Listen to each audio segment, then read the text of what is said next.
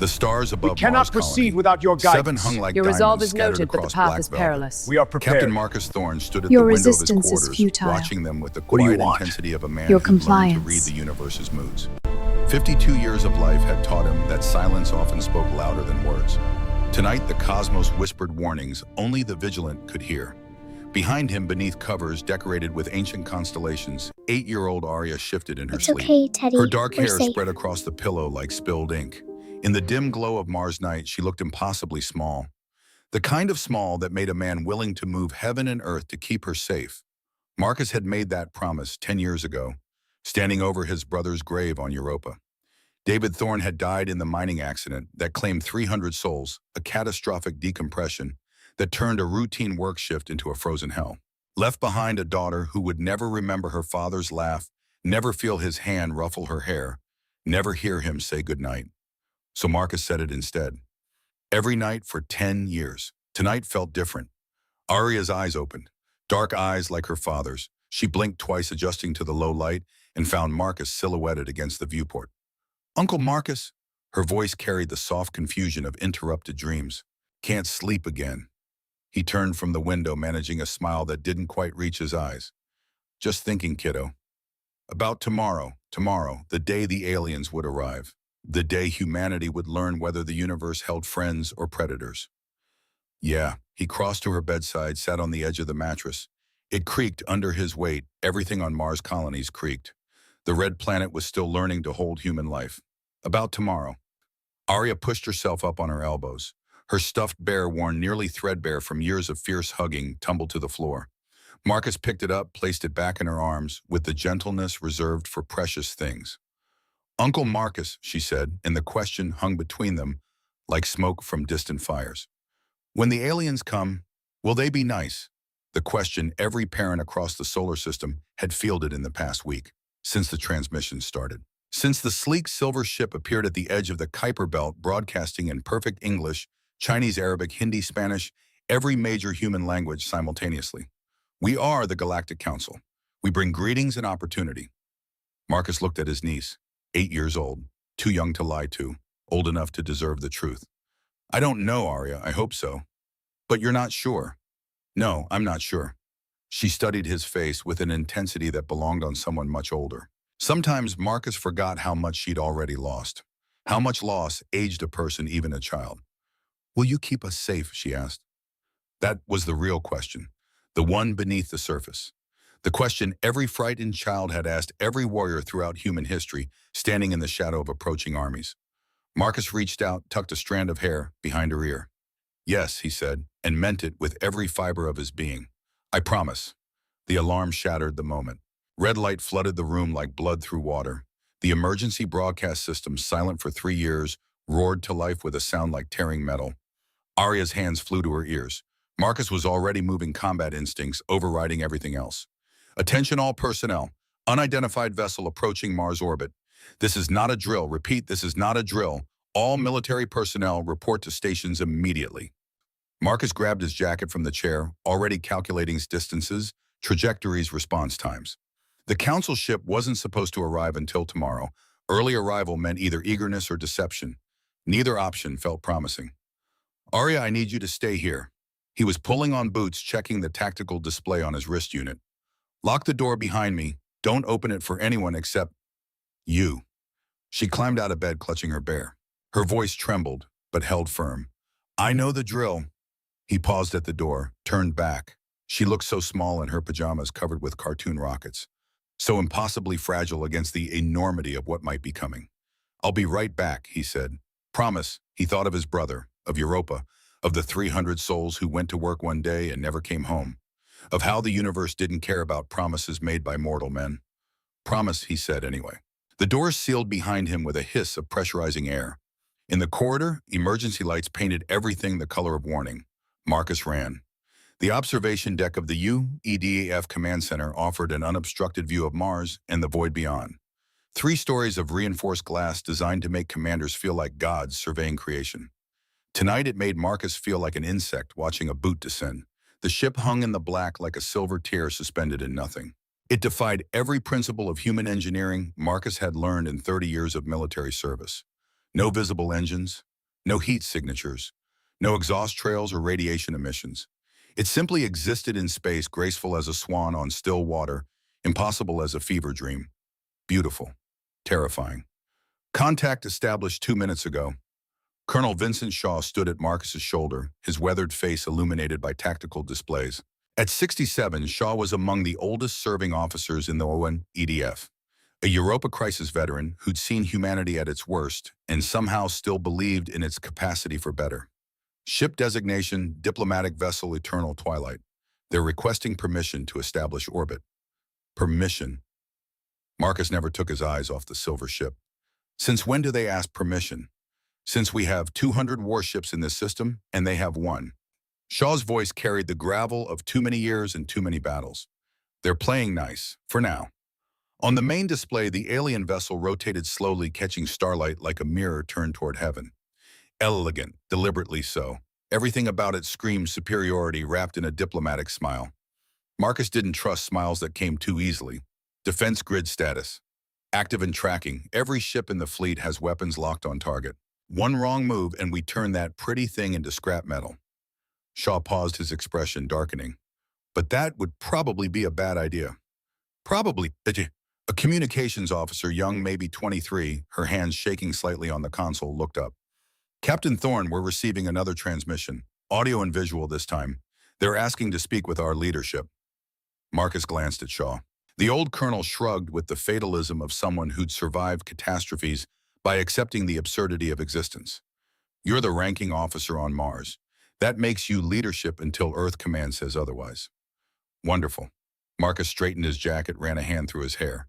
52 years old and about to conduct humanity's first face-to-face conversation with an alien civilization. Not how he'd imagined spending his Tuesday evening. Put them through. The display flickered.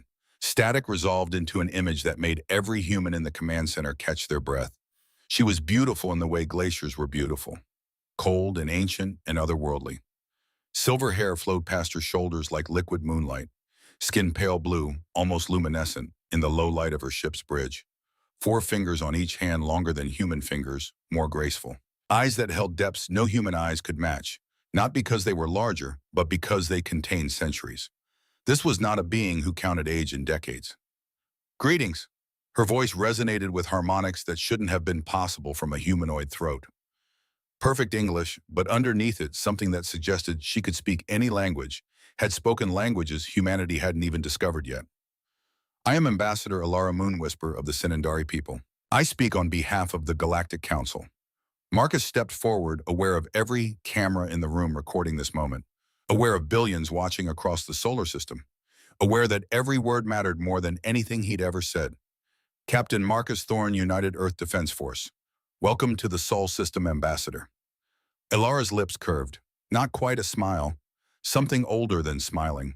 Something that had watched civilizations rise and fall. You are gracious, Captain, but unnecessary. We do not require welcome. We have been watching your species for some time. The words landed like a velvet threat. Watching, Marcus repeated, keeping his voice neutral, professional. For how long? Long enough.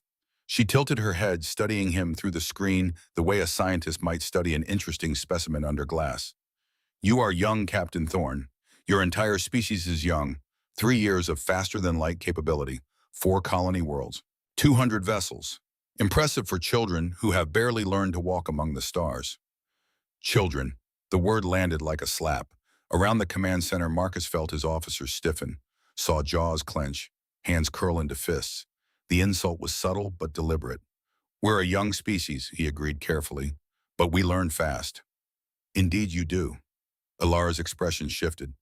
Something that might have been concern, might have been calculation. That is precisely why I am here. The Galactic Council has governed the galaxy for 40,000 years, Captain.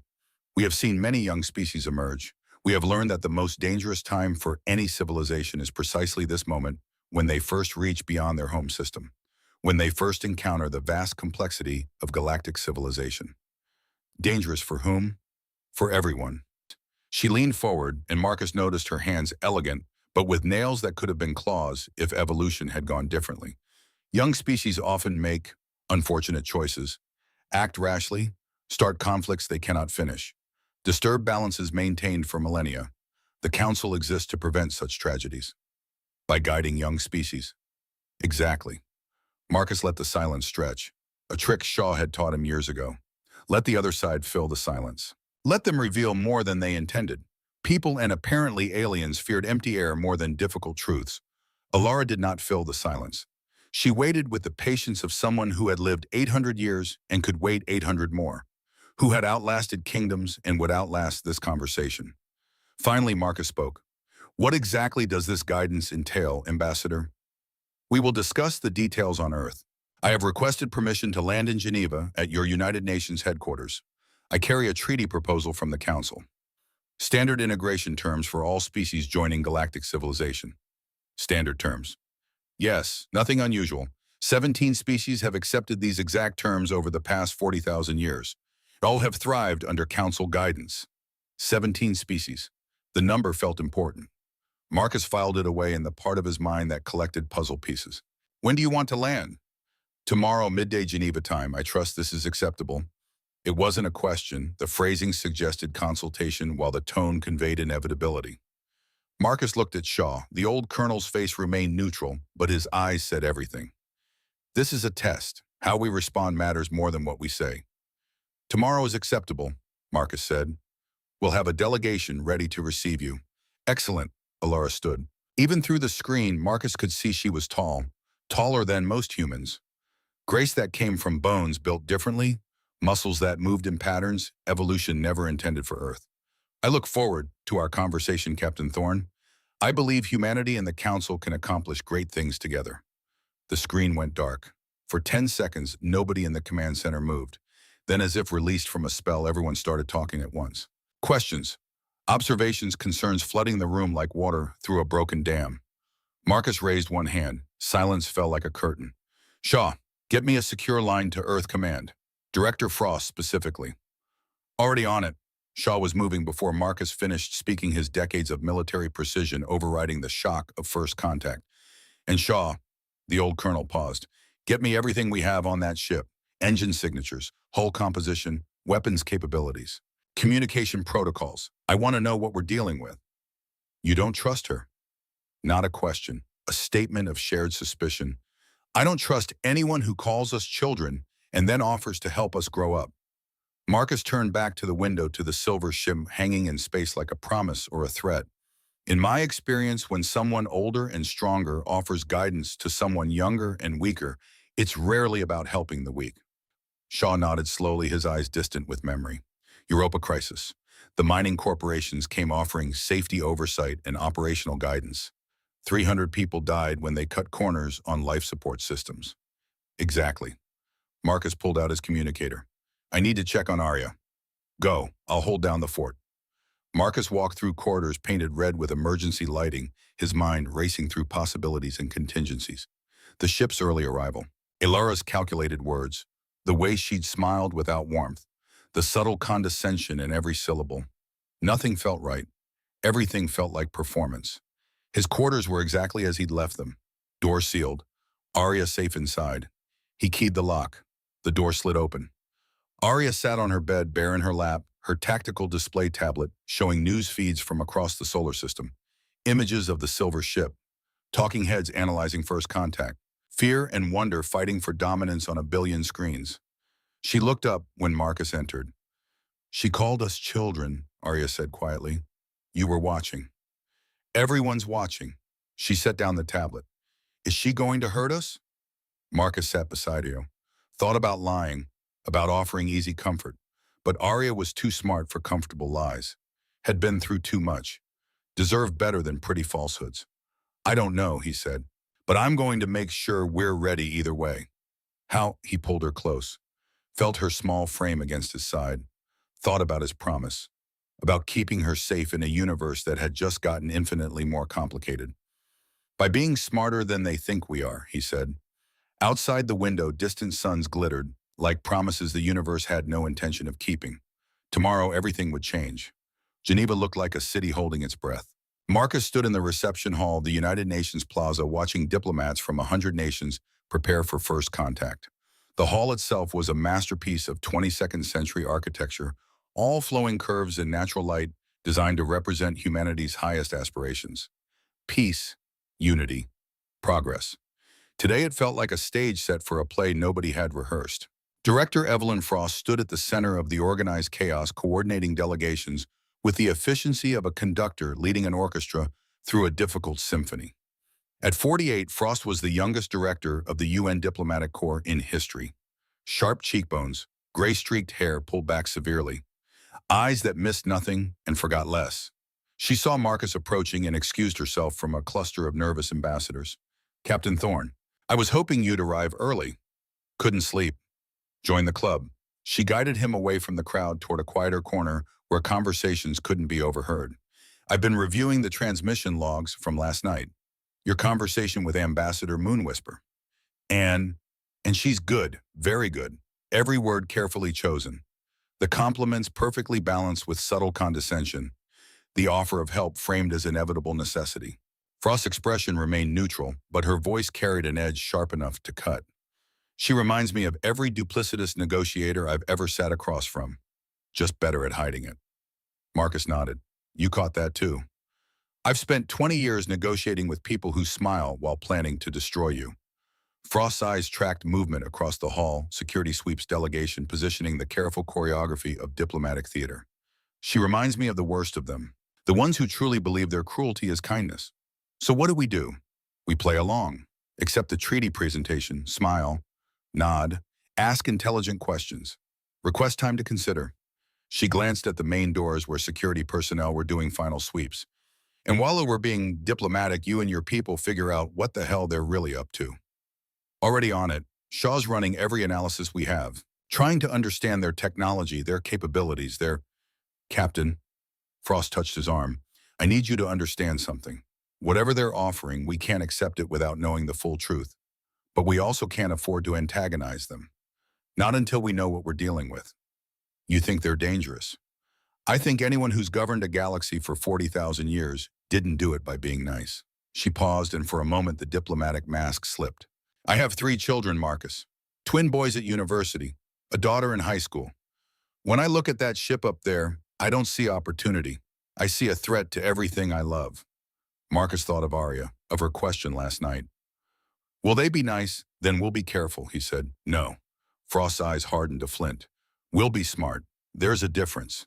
The main doors opened. Ambassador Alara Moonwhisper entered like winter arriving in autumn. She wore robes that seemed to shift color, with the light silver fading to blue, darkening to purple at the edges. Her silver hair flowed unbound, defying gravity in subtle ways that suggested the physics around her worked differently than they should. Behind her, 2 guards in gleaming armor flanked the entrance. They carried no visible weapons, but radiated threat like heat from a furnace. The hall fell silent.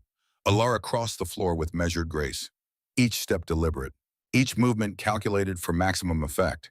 She stopped 3 meters from the assembled human delegation, and for a moment nobody moved. 2 species facing each other across an evolutionary gulf millions of years wide. Then she bowed, a slow, formal gesture that managed to convey respect and superiority simultaneously. "Director Frost, Captain Thorne, leaders of Earth." Her voice filled the hall without being raised. "I thank you for this welcome, for this opportunity to bring humanity into the community of civilized species." Frost stepped forward, returned the bow with equal formality. "Ambassador Moonwhisper, we are honored by your presence. Please join us." The formal reception lasted an hour. Pleasantries exchanged like currency. Cultural gifts presented with elaborate ceremony. Alara offering a crystal that captured starlight and released it slowly like bottled twilight. Frost responding with a handcrafted globe of earth ceramic and gold showing every continent and ocean in exquisite detail. All theater, all necessary. Finally, they adjourned to the conference chamber. Smaller, more intimate. Just the core delegations, Frost for Earth, Alara for the Council, and a handful of advisors on each side. Marcus stood against the wall, officially present, as military liaison unofficially there to watch and learn and remember everything. Alara settled into her chair with the ease of someone who had done this countless times, probably had. 800 years. How many civilizations had she visited? How many treaties signed? How many species had sat in chairs like these, listening to promises that turned to ash? "Let us begin," she said. Frost nodded. "Please." A holographic display materialized above the conference table. Text in multiple languages rendered in elegant script that somehow remained perfectly readable from any angle. Technology that made human holographics look like cave paintings. Alara gestured, and the text began to scroll with hypnotic smoothness. These are the terms accepted by all new species entering galactic civilization, she explained. Her voice carried the smooth confidence of someone presenting a contract they'd written and rewritten until it achieved perfection.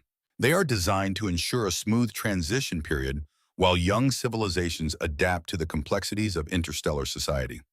Marcus read the terms as they scrolled past.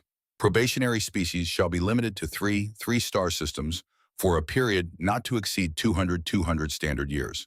This limitation ensures sustainable growth and prevents destabilizing expansion into disputed or protected territories. 3 systems. Humanity currently occupied 4 Sol Alpha Centauri Tau Ceti and Epsilon Eridani. The treaty would force them to abandon one, to choose which colony to sacrifice. All research and development of novel weapon systems shall be suspended for the duration of the probationary period. Existing defensive capabilities may be maintained, but not enhanced. This measure prevents arms races and promotes peaceful coexistence. No new weapons. In a galaxy full of unknown threats, humanity would freeze their military development, would remain perpetually vulnerable. All faster-than-light drive technology and research shall be submitted to the Galactic Council for review and approval. This ensures compliance with established safety standards and prevents dangerous experimentation. They wanted humanity's FTL research. The breakthrough that had taken 45 years of development, the key to everything. The secret that made humanity relevant. Marcus felt ice forming in his gut. Frost's expression remained perfectly neutral. These terms seem comprehensive. They are thorough, Alara agreed. 40,000 years of experience has taught us which measures prevent the most common pitfalls of young civilizations. And these exact terms were accepted by the 17 species you mentioned, without exception. Alara's smile held no warmth. The Valari, the Drathani, the Orinthi, all thriving members of galactic society today. All grateful for the Council's guidance during their difficult transition period. 17 species. There was that number again. Frost leaned forward slightly. Ambassador, I hope you won't think me rude, but might we speak with representatives of these 17 species? Hear their experiences firsthand. For the first time, something flickered across Alara's face. Barely visible. Gone in an instant like lightning behind clouds. Surprise, annoyance, fear. The species I mentioned are quite distant, Alara said smoothly. Communication would take months, but I assure you, Director Frost, their integration was smooth and beneficial. I'm sure, Frost's tone remained pleasant. Still, before making a decision that affects our entire civilization, we'd like to do our due diligence. Speak with those who've walked this path before us. Of course, that is perfectly reasonable. Alara's composure had returned completely. However, I must inform you that the Council requires a decision within 7 days. 7 days. One of the African delegates spoke up. Ambassador, these are civilization-altering terms. Surely more time. 7 days is standard, Alara interrupted gently. It provides sufficient time for proper consideration while preventing the paralysis of overanalysis. Every species that has accepted these terms did so within the 7-day window. Marcus caught Frost's eye, saw the same calculation he was running. 7 days. Not enough time to properly research. Not enough time to verify Alara's claims about the 17 species. Just enough time to feel pressured into a decision. Just enough time to make mistakes. We will need to discuss this with our member nations, Frost said. Consult our legal experts. Review the implications thoroughly. Naturally, Alara stood. The meeting was over. She had delivered her terms. The clock was ticking. I will remain in orbit aboard the Eternal Twilight. Please contact me when you have questions or are ready to formalize acceptance. When we're ready to respond, Frost corrected gently. Acceptance hasn't been determined. Another flicker across Alara's face. There and gone like a ghost. Of course, she said, when you're ready to respond. She left with the same measured grace she'd arrived with. The conference chamber doors sealed behind her with a finality that felt like a prison closing. For 10 seconds, nobody spoke. Then Frost turned to her team. Get me everything we have on the Valari, Drathani, and Orinthi. Every mention in any database. Cross-reference with historical records. I want to know if Ambassador Moonwhisper is telling the truth about these species thriving. One of her aides, a young woman with sharp eyes, raised her hand tentatively. Director, we don't have access to council databases. How are we supposed to? We have access to human databases. And humans have been listening to space for 200 years. Somewhere in our archives, there might be transmissions from these species, evidence of their current status. Frost's expression turned grim. If they're still capable of transmitting at all. And if we find evidence they're not thriving, asked the African delegate. Frost's expression hardened to stone. Then we'll know what this treaty really is. Marcus stepped forward. Director, I need to return to Mars. Coordinate with my team. Go, and Marcus? Frost's voice dropped to something private. Trust your instincts. If this feels wrong, it probably is. It feels wrong. Then we'll be ready. The flight back to Mars took 8 hours. Marcus spent them reviewing the treaty terms, analyzing every clause, every word choice, every implication. 3 systems, no weapons development, surrender FTL research. It wasn't an integration treaty, it was a cage dressed as opportunity. By the time his shuttle touched down at Mars Colony, 7 Marcus had made a decision. Shaw met him at the landing bay, the old colonel's face grave with news. We found something, Shaw said without preamble. You need to see it now. They walked through corridors humming with activity. Mars Colony 7 was the largest human settlement beyond Earth, 50,000 souls living under domes and in tunnels carved from red stone. Normally it felt alive, vibrant with possibility. Tonight it felt like a fortress preparing for siege. Shaw led Marcus deep into the command center past security checkpoints that demanded retinal scans and DNA verification into rooms that officially didn't exist on any map. The Cyber Warfare Division. Lieutenant Kai Rhodes stood at the center of a semicircle of holographic displays, his fingers dancing through streams of data like a conductor leading an invisible orchestra. At 26, Rhodes was the youngest officer in the division, also the best. MIT graduate at 19, doctorate in quantum encryption at 22, recruited by UEDF at 23 for abilities that bordered on supernatural, engaged to a teacher named Sarah who thought he worked in communications security. Not entirely a lie, Rhodes looked up when Marcus entered. His eyes were red-rimmed from exhaustion but burning with the intensity of discovery. Captain, I found it. Found what? Everything. Rhodes gestured and the displays rearranged themselves like cards in a dealer's hands. Shaw gave me 48 hours to crack Ambassador Moonwhisper's communication protocols. Told me it couldn't be done. That Synandari encryption was centuries beyond our capabilities. And a fierce grin split his exhausted face. He was right. It is centuries beyond us. But it's also arrogant. They've been using the same basic encryption architecture for millennia. Never bothered to update it because nobody's ever broken it. Until now. Until now. Rhodes pulled up a new display. I got into their ship's communication logs, traced the data streams back through quantum relay networks, followed them all the way to the Council's central servers. Shaw whistled low. Kid's not bragging, Marcus. He actually did it. Cracked alien encryption that's older than human civilization. Marcus stared at the flowing data. Alien script that the translation software struggled to parse. What did you find? Rhodes's grin faded. His expression turned grim as winter. Captain Ambassador Moonwhisper lied. About everything. He pulled up a file. Classified documents marked with seals Marcus didn't recognize. Alien script that the translation software wrestled with before producing readable text. But the images needed no translation. Valeri, one of the 17 species Alara had mentioned. Images showing beautiful cities, soaring architecture, a culture of warriors and philosophers reaching for the stars. Then images from later. The same cities in ruins. The same people working in factories, building things for others. Their warrior culture broken like glass underfoot. Population statistics, 40 billion reduced to 12 billion over 2 centuries. 28 billion Valeri. Gone. Relocated, the council documents said. Rhodes knew what that meant. Marcus knew what that meant. Everyone in the room knew what that meant. Show me the others, Marcus said quietly. Drathani, a species that had dreamed of building an empire among the stars. Cities bombed to rubble. Never allowed to rebuild. Forbidden from advancing. Broken and kept broken. Orinthi, a culture rich with language, art, music. All of it banned. Children taught to forget their heritage. Identity erased like chalk from a board. 17 species. 17 broken civilizations. They weren't integrated, Rhodes whispered. They were enslaved, destroyed. Everything Ambassador Moonwhisper said about them thriving, it's all lies. Beautiful, elaborate lies.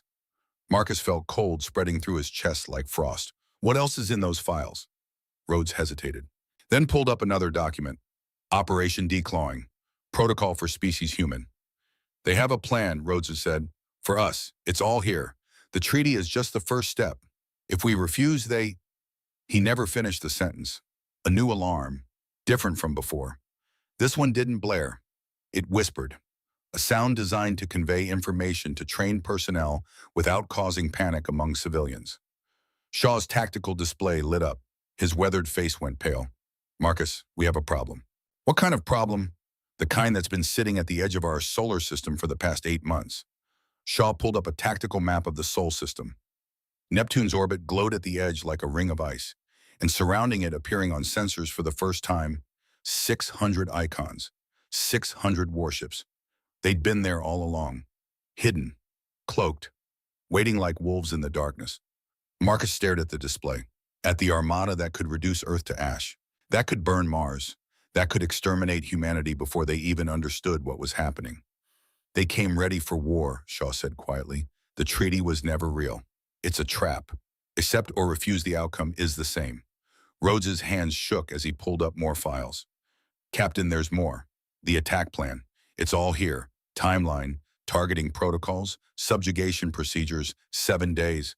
When we give our answer, any answer, the fleet attacks. Earth surrounded in hours. Colonies taken by end of day. Total subjugation estimated at 16 hours. 16 hours to end human civilization. Marcus thought of Arya, of her question that felt like a lifetime ago. Will they be nice? He thought of his promise. I'll keep you safe. Around him, his officers waited, watching their captain, waiting for orders, waiting for hope in the face of extinction. Marcus straightened, felt something cold and hard settling into place where fear should have been. Not terror, not panic, purpose. Shaw, I need a secure channel to Earth. Director Frost directly. No intermediaries. Consider it done. Rhodes, everything you found, every file, every image, every document. I need it compiled, verified, and ready to transmit within 6 hours. Sir. They think they're hunting us, Marcus said quietly. They think we're children, primitives, easy prey. He looked at the display showing 600 warships, looked at the files showing 17 broken civilizations, looked at his people waiting for leadership in the dark. We're going to show them what it means to underestimate humanity. Shaw nodded slowly, understanding blooming across his weathered face like dawn. What do you need? Marcus pulled out his communicator, sent a single encrypted message to a recipient who'd been waiting 45 years to receive it. Activate Operation Long Memory. Authorization, Thorn, Alpha 7. The response came back in seconds. Confirmed. The Guardians are ready. Marcus looked at his team, at Rhodes brilliant and terrified, at Shaw old and wise and ready for one more war. We need to make a promise to 8 billion people, Marcus said, the same promise I made to Arya. What promise is that, Shaw asked, that will keep them safe? Marcus turned back to the tactical display, to the 600 ships waiting in the dark, whatever it takes. Outside the command center windows, Mars turned beneath a sky full of distant suns. The cosmos stretched endlessly overhead, indifferent to human struggle. But humanity had learned to survive in hostile environments, had learned to thrive where others would have failed, had learned over and over across centuries of struggle one fundamental truth: when cornered, humans didn't break. They adapted. They prepared. They fought back. The clock was ticking. 7 days until the council expected an answer. 7 days to save the world. Marcus had kept harder promises with less time. He returned to his quarters near dawn. Arya was asleep, her bear tucked under one arm, her breath coming soft and even. He stood in the doorway watching her in the dim light. 8 years old, orphaned, fragile as morning frost on Martian regolith. Worth fighting for, worth dying for. He crossed to her bedside, knelt down, whispered words she wouldn't remember but he needed to say. I made you a promise, kid. I'm going to keep it. Outside, the stars glittered like distant promises. Inside, a man made of determination prepared for war. 7 days. It would have to be enough. The war room beneath Geneva existed in stories but not on any official map. Built during the last days of the Third World War, designed to survive nuclear annihilation, it had sat empty for 70 years.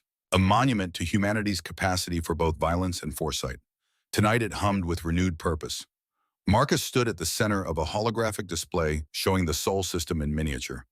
Earth glowed blue-green at the heart like a jewel.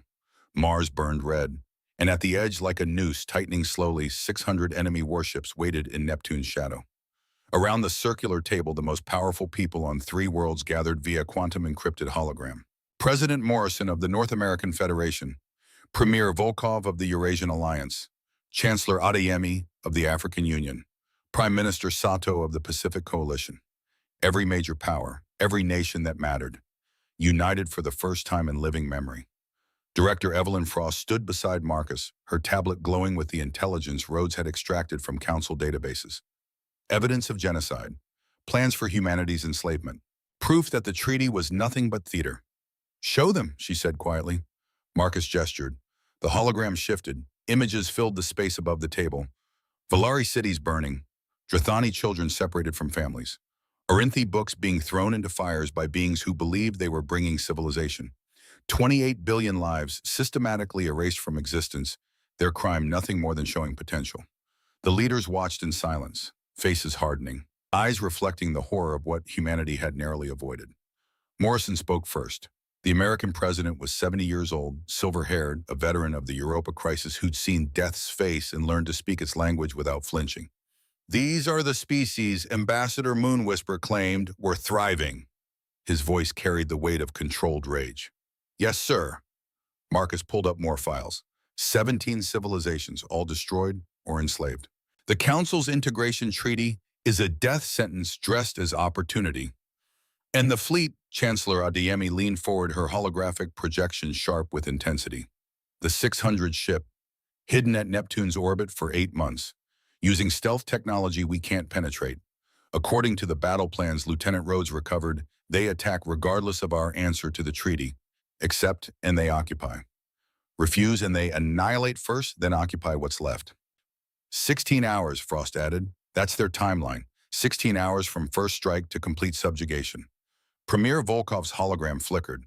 The Russian leader was a woman of few words and decisive action. "What are our options, Captain Thorne?" Marcus took a breath. This was the moment. Everything depended on what he said next. "We have one option, one chance. It requires trust. It requires unity. And it requires us to reveal something that's been classified for 45 years. He pulled up a new file. Codename at the top, Operation Long Memory. 45 years ago, we achieved faster-than-light capability. The public announcement came 3 years ago.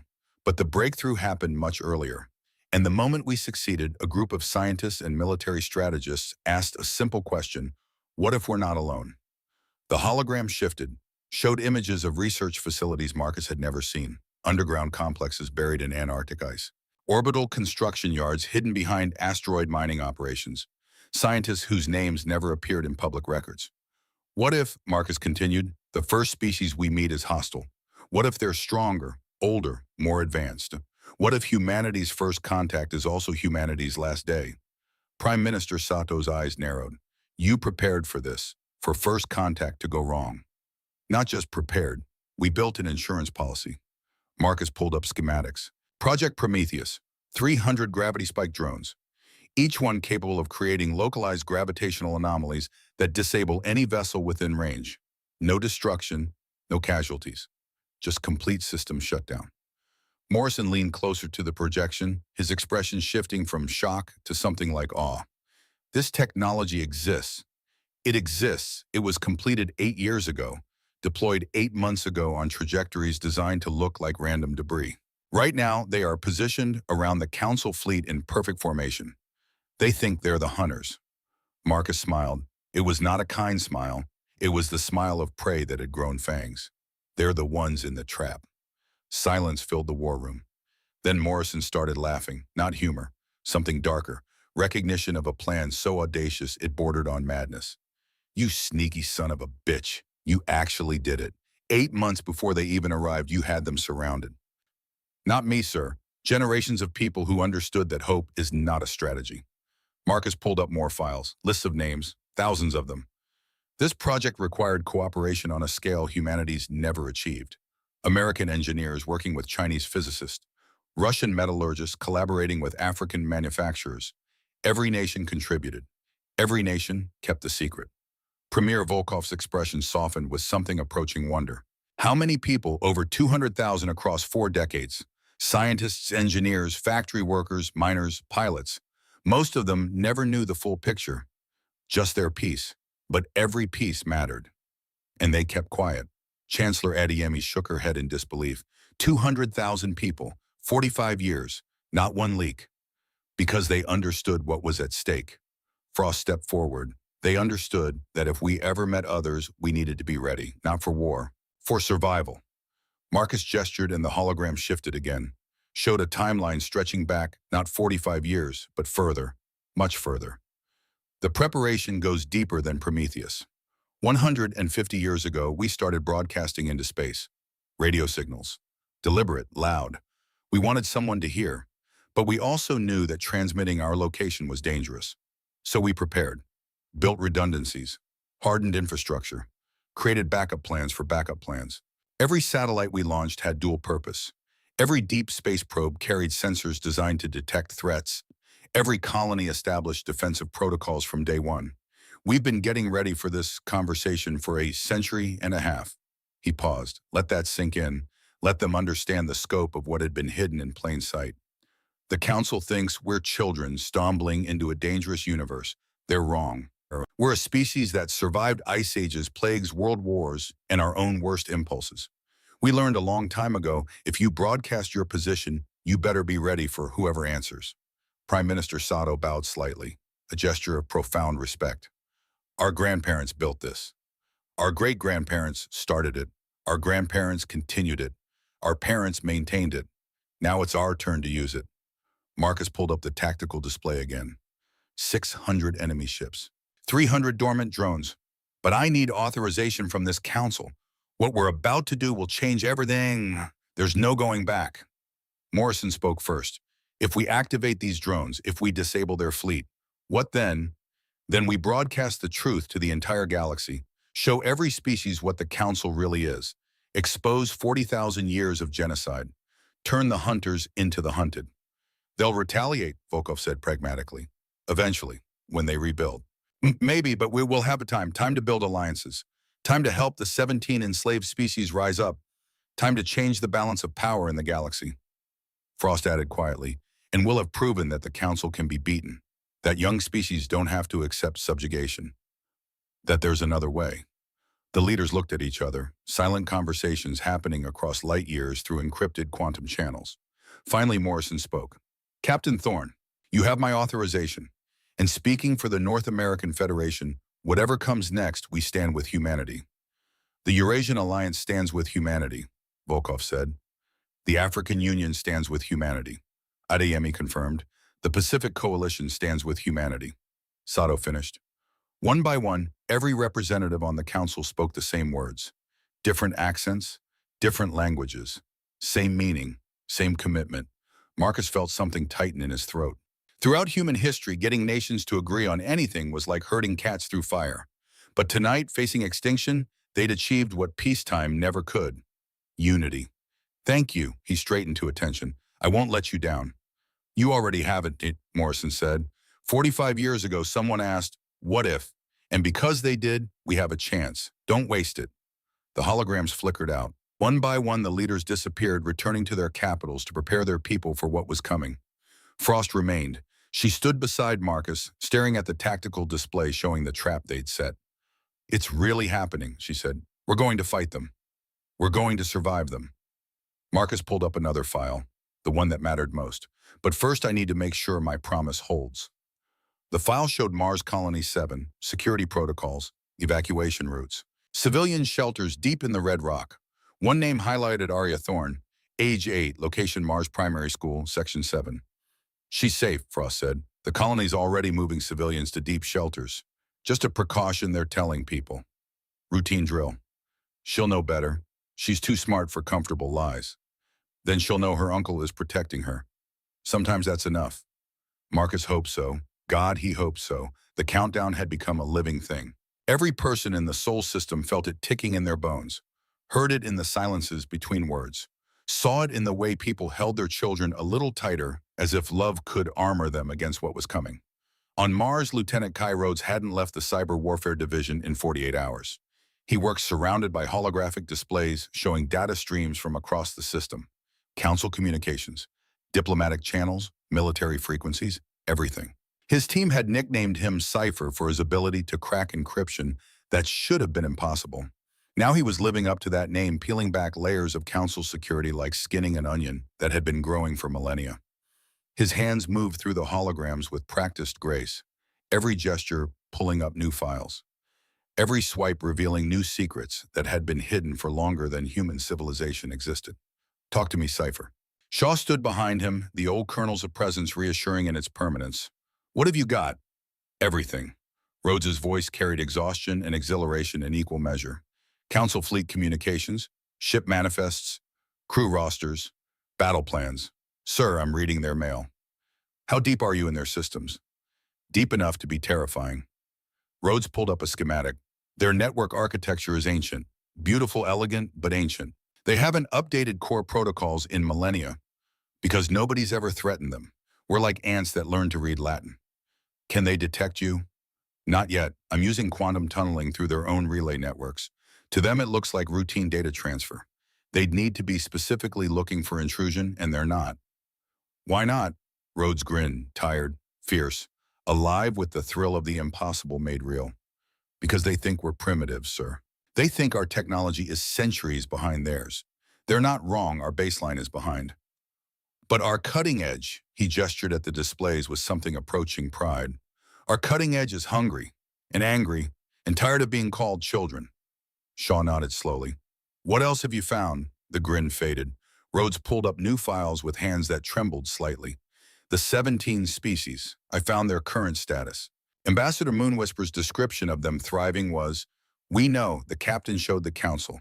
28 billion Valari dead. Drathani broken. Orinthi erased. It's worse than that, sir. Rhodes's hands shook as he pulled up population charts. The genocide is ongoing. The Valari are still dying. Forced labor, malnutrition, systematic despair. Their population drops by another million every decade. At current rates, they'll be extinct in 4 centuries. He pulled up more data. Images that made Shaw's jaw clench with rage, older than Mars itself. The Drathani, their cities are deliberately kept in ruins. Council policy. Official documentation calls it visual deterrence. A reminder of what happens to species that resist. Children born in the rubble, growing up in the shadows of what their ancestors built. Never allowed to repair it. Never allowed to forget. And the Orinthi, cultural extinction in slow motion. Their language is spoken only in secret. Parents teaching children in whispers like fugitives in their own homes. If caught, the punishment is... Rhodes stopped, swallowed hard. They separate families. The children are re-educated, taught that their heritage was primitive, shameful, better forgotten, better erased. Shaw closed his eyes. 60 years of military service had shown him humanity's capacity for cruelty. The Europa crisis, the Mars riots, the Belt Wars. But this was something else. This was systematic, industrial, evil refined over millennia into policy. How do they justify it? He asked quietly. They don't, not internally. Rhodes pulled up a council memorandum, dated 8,000 years ago, written in bureaucratic language that made atrocity sound like gardening. They call it pruning, like trimming a hedge. Species that grow too fast, too strong, too independent, they prune them back for the health of the garden. We're not plants. No, sir. But they've been doing this for 40,000 years. It's not evil to them. It's maintenance, pest control, necessary trimming to maintain order. Shaw looked at the files, at the evidence of genocide spanning longer than human civilization had existed, at the cold bureaucratic language describing horrors that should have been unthinkable. Keep digging, he said. Find everything. When the captain broadcasts this to the galaxy, I want every species to see exactly what the council is. Already on it, sir. I'm compiling... The alarm cut him off. Not the standard proximity warning, not the general alert. This was different, specific. A sound Rhodes had never heard before but had been trained to recognize. Cyber attack. They found me. Rhodes's hands flew across the displays, building defenses, even as enemy code poured through the network like poison. Counterstrike incoming through the network. They must have detected the intrusion. Sir, I need to cut the connection. Now. Can't. It's quantum tunneled. If I sever suddenly, it'll cause feedback through our entire network. Could fry every system we have. We'd be blind. Then what do? Rhodes was already moving. pulling up defensive protocols, building firewalls, creating decoy nodes to absorb the attack like lightning rods. I slow them down, give our systems time to safely disconnect. Just needs 60 seconds. On the display's enemy code poured through the network like acid through flesh. Aggressive, adaptive, designed by beings who'd been writing malicious code since before humanity discovered fire, Rhodes fought back, line by line, building barriers, redirecting data streams. His fingers danced through holograms with desperate speed. "Come on," he whispered. "Come on, just need 30 more seconds." The enemy code adapted, broke through his first firewall like paper. His second crumbled. "Cipher. I see it." Rhodes redirected the attack through a decoy server. Bought himself 10 seconds. Used them to build another barrier thicker, stronger. The code broke through again, faster this time. Learning, evolving. 15 seconds to safe disconnect. 10 seconds. "Almost there," Rhodes breathed. Sweat dripped down his face. His hands never stopped moving, conducting a symphony of digital warfare. 5 seconds. The enemy code found a gap in his defenses. Poured through like water through a crack in a dam, headed straight for the main server. 3 seconds. Rhodes made a choice. He redirected the attack, away from the main servers, away from the network that protected humanity, into his personal terminal, into himself. "Cipher, no." The terminal exploded in a shower of sparks and light, not physically, but the feedback surge was real enough. Rhodes's neural interface, the direct connection that let him work so fast, think so clearly, process so much, channeled the attack straight into his nervous system like lightning through copper wire. He screamed, collapsed. Shaw caught him as he fell, lowered him to the ground. The kid's body was seizing, blood trickling from his nose, his ears, the corners of his eyes like tears of crimson. "Medic," Shaw's voice cracked with something that might have been fear. "I need a medic now." But he knew. 60 years of war taught a man to recognize death when it was coming. Taught him the difference between wounds that could be healed and wounds that were already final. Rhodes's eyes focused, found Shaw's face through the haze of pain. Did I save it?" His voice was barely a whisper. "You saved it." Shaw held him with the gentleness reserved for the dying. This brilliant kid who'd cracked alien encryption older than human civilization. Who'd given humanity the intelligence it needed to survive. "You saved everything, son." "Good." Rhodes's breathing turned shallow, rapid, each breath shorter than the last. "Tell Sarah, tell her I—" He never finished. His eyes went distant. His breathing stopped. His body went still in Shaw's arms. Lieutenant Kai Rhodes died at age 26, holding classified secrets no human should have known, having saved his species with his last deliberate act of sacrifice. Shaw held him for 10 seconds more, then gently closed the kid's eyes with fingers that had closed too many eyes before. "Thank you," he whispered to the silence. The cyber warfare division had gone still as a tomb. Rhodes's team stood frozen, staring at their leader's body. The displays still showed the data he'd extracted, the evidence of genocide, the Council's battle plans, his final gift to humanity. All of it preserved because one young man chose to take the hit himself rather than let the mission fail. Shaw stood slowly, looked at the team with eyes that had seen this scene too many times before. "Lieutenant Rhodes gave us what we needed. Don't waste it. Verify the data. Back it up to every secure server we have. Make sure his sacrifice means something." They moved like people waking from nightmares, returned to their stations, began working with renewed purpose and quiet rage. Shaw walked to the communication console, opened a channel to Captain Thorne with hands that didn't shake despite everything. "Sir, I need to report a casualty." Marcus stood in his quarters staring at the message on his display. Lieutenant K.I. Rhodes, cause enemy cyber counterstrike. Status classified. The first death. Not the last, but the first. The one that made it real. The one that transformed abstract threat into concrete loss. He thought about Rhodes, brilliant, young, engaged to a teacher who thought he worked in communication security, who would get a visit from officers in dress uniform, who would receive folded flags and medals and words that meant nothing in the face of loss. Marcus pulled up Rhodes's personnel file, found the emergency contact information. Sarah Martinez, age 25, middle school science teacher. Address in New Phoenix, Earth. He opened a new message, started typing. "Miss Martinez, I regret to inform you," he deleted it, started again. "Sarah, you don't know me, but Kai talked about you constantly." He deleted. "How do you tell someone their world just ended? How do you explain that the person they loved died saving billions of people who would never know his name? How do you put into words the mathematics of sacrifice? The door chimed. Come in. Colonel Shaw entered.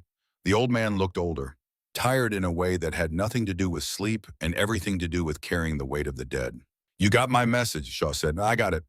Marcus gestured at the display. I'm trying to write to his fiancée. Can't find the words. There are no words. Shaw sat heavily in the chair by the window. I've written 217 letters to families. Everyone gets harder. Everyone feels inadequate. How do you do it? You tell them the truth, that their person died saving others, that it mattered, that we'll remember. Shaw paused, looking out at Mars turning beneath distant suns. And you keep fighting, because if you stop, they died for nothing.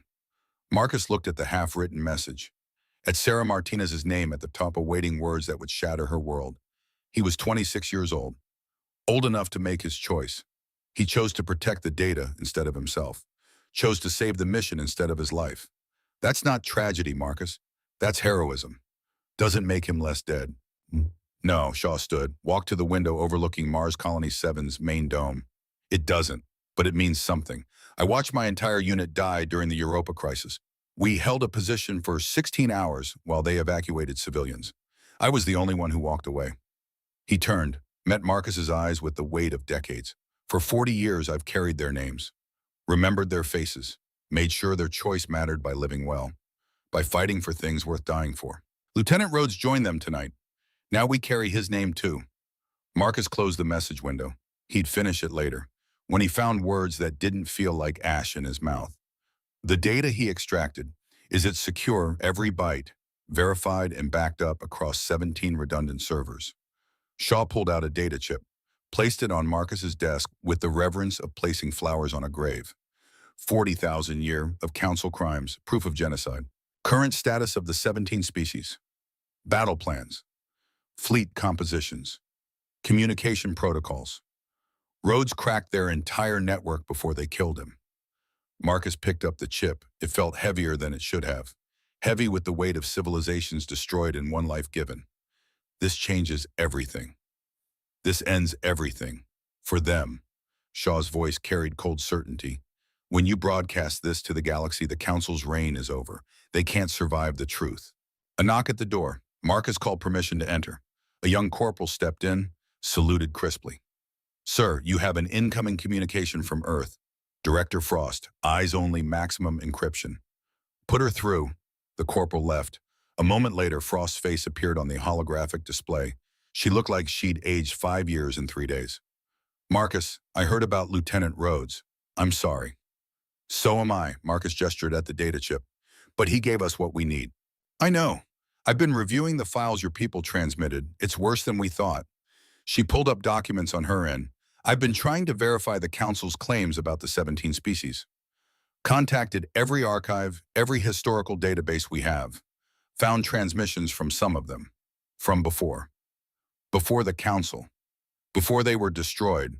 The Valari broadcasted poetry. Mathematical proofs. Philosophical treatises. The Drathani sent messages to other species trying to build alliances. The Orinthi shared music. Her voice cracked slightly. They were reaching out, hoping to join a community of civilizations, and the Council murdered them for it. Marcus felt something cold and hard settling in his stomach. How many? 73 billion beings across 17 species. That's the conservative estimate. Some of the population data is incomplete. The real number might be higher. 73 billion, more than 10 times Earth's current population. Erased, enslaved, destroyed for 40,000 years for the crime of dreaming too big. Evelyn, Marcus said quietly, I need to ask something that matters. Go ahead. When we win, when we disable their fleet and broadcast the truth, what happens to them, the Council leaders, the ones who ordered this? Frost was silent for a moment. Then what do you want to happen? Part of me wants to execute them, line them up and put them down like the monsters they are. And the other part remembers that we're supposed to be better than they are. Marcus looked at the data chip, at the evidence of genocide preserved by one young man's sacrifice. We're guardians, not executioners. That's what separates us. Then we try them, publicly in front of the galaxy. Let every species see justice done. Frost's expression hardened to steel. Not revenge, not mercy, justice. Let them spend the rest of their very long lives watching the species they tried to destroy rebuild. Let that be their punishment. Marcus nodded. I can live with that. Good, because I have something else to tell you, something you won't like. What? I'm going to meet with Ambassador Moonwhisper. Alone tomorrow. Absolutely not. It's too dangerous. It's necessary. Frost's tone left no room for argument. We have 4 days left until the treaty deadline. I need to look her in the eyes. Need to see if there's anything redeemable left in her. Need to try. Try what? To make her understand what she's doing. What she's been part of for 800 years. Frost's voice softened. Maybe it won't work. Maybe she's too far gone. But I have to try. Because if we can turn one of them, if we can show that even the council's own people can choose differently, it changes the narrative. It could also get you killed. I don't think so. Not yet. They still need the theater of the treaty process. They'll keep me alive until the deadline. She paused. Trust me, Marcus. I've been negotiating with monsters for 20 years. I know how to survive conversations with people who want me dead. Marcus wanted to argue, wanted to order her to stand down. But Frost wasn't military. She was civilian leadership. And more importantly, she was right. If they could turn Alara, if they could show that even council members could choose conscience over orders. Be careful, he said finally. Always am. Frost's image flickered. 4 days, Marcus. Then we change everything. The connection closed. Shaw had listened to the entire conversation in silence. Now he spoke. She's braver than most soldiers I've known. I know. Marcus stood, walked to the window. Outside, Mars Colony 7 glowed under its protective dome. 50,000 people going about their lives unaware that their survival hung on decisions being made in rooms they'd never see. Shaw, get me the memorial wall files. Sir, Lieutenant Rhodes earned a place on the wall. So will others before this is over. I want to be ready. Shaw's expression shifted, understanding and sorrow mixing like oil and water. How many more do you think we'll lose? Marcus thought about the 600 enemy ships, thought about the battle to come, thought about the cost of fighting an empire that had ruled for 40,000 years. Enough to hurt, he said quietly, not enough to break us. He turned from the window. Where's Arya? Deep Shelter 7, safe as we can make her. She keeps asking to see you. Tell her I'll visit tomorrow, after the Frost meeting, after we finalize the activation sequence. You going to tell her what's coming? She deserves to know. She's been through too much to be protected by lies. Shaw nodded, started to leave, paused at the door. Marcus, for what it's worth, I think your brother would be proud of you, of how you're protecting her. Marcus felt his throat tighten. I hope so. Shaw left. Marcus returned to the window, to the view of Mars under its dome, to the stars beyond glittering like promises no one could keep. Somewhere out there, 600 warships waited. Somewhere out there, 73 billion ghosts demanded justice. Somewhere out there, the future was being written in blood and hope and determination. Lieutenant Kai Rhodes had added his page to that book. Marcus intended to make sure the story ended well. He pulled up the message to Sarah Martinez. Started again. Sarah, this morning the man you loved saved 8 billion lives. He died protecting information that will change the course of human history. He was brilliant, brave, and in his last moments he thought of you. I cannot bring him back. I cannot ease your pain, but I can promise you this. His sacrifice will not be forgotten. His name will stand with the greatest heroes humanity has ever known. And when this is over, when we've won the future he died protecting, I will personally tell you everything he did, everything he meant, everything he saved. Until then, know that the universe is lesser without him, and humanity is greater because he lived. Captain Marcus Thorne, United Earth Defense Force. He sent it before he could second-guess the inadequate words. Then he opened a new file. Memorial Wall, Operation Long Memory Name, Lieutenant Kai Cipher, Rhodes Status K. I have Final Act Protected Critical Intelligence Notation. First Guardian to fall, will not be the last, will not be forgotten. Marcus saved the file. Outside, the cosmos stretched endlessly. Inside, a man made of promises, prepared to keep them. 4 days until the deadline. 4 days until everything changed. The first Guardian had fallen, but the war had only just begun. Director Evelyn Frost sat across from Ambassador Alara Moonwhisper in a small conference room aboard the Eternal Twilight. No guards, no advisors, no diplomatic protocols. Just two women separated by 800 years and an ocean of blood. Alara had prepared tea, some kind of alien blend that smelled like starlight and tasted like regret-made liquid. Frost sipped it politely, noting everything: the elegant pumps, the ceremonial precision, the careful performance of civilization. I admit, Alara said, I was surprised when you requested this private meeting. I wanted to talk, without theater, without performance. Frost set down her cup. Just two people being honest. Honesty. Alara's smile held centuries of practice at diplomatic masks. An interesting choice of words. Ambassador, I'm going to ask you a question. I'd like an honest answer. Of course. Did the Valari have children? The smile froze. For just a moment, something flickered across Alara's face like lightning behind clouds. Then the mask returned smooth as ice. I don't understand the relevance. When you delivered the integration treaty to the Valari 15,000 years ago, and they refused, and your fleet reduced their population by 28 billion, did they have children? Silence fell like snow. Did the Drathani mothers beg you to spare their cities? Alara's hands trembled slightly. She set down her own cup with exaggerated care. Did the Arinthi children cry when you forbade them from speaking their own language? Director Frost. I have 3 children, Ambassador. Frost's voice remained calm, conversational, deadly as poison. Twin boys at university, a daughter in high school. When I look at the treaty you're offering humanity, I don't see opportunity. I see a death sentence for their future. The treaty is designed to protect. It's designed to enslave. We know about the 17 species. We know what really happened to them. We've seen the evidence. Ilara went very still. That information is classified. We're smarter than you think. Frost leaned forward. We know about the fleet at Neptune. We know about Operation Declawing. We know this is a trap. Accept or refuse, you plan to destroy us. For the first time in 800 years, Ilara Moonwhisper looked genuinely afraid. How? We're human, we're paranoid, we're too stubborn to accept extinction quietly. Frost's voice softened. But that's not why I'm here. I'm here because I wanted to understand. How does someone like you, someone who's lived 8 centuries, how do you sleep at night? Alara's composure cracked like ice under pressure. You think I sleep well? You think I don't see their faces? 28 billion Valeri, 11 billion Drathani, 9 billion Orinthi. I delivered the treaties.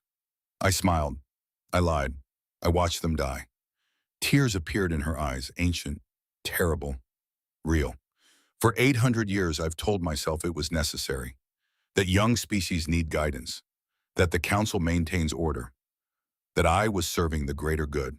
Her hands shook like leaves in wind. But tonight I looked at your human faces, saw your children playing, heard your music, and I couldn't remember why the Valari deserved to die.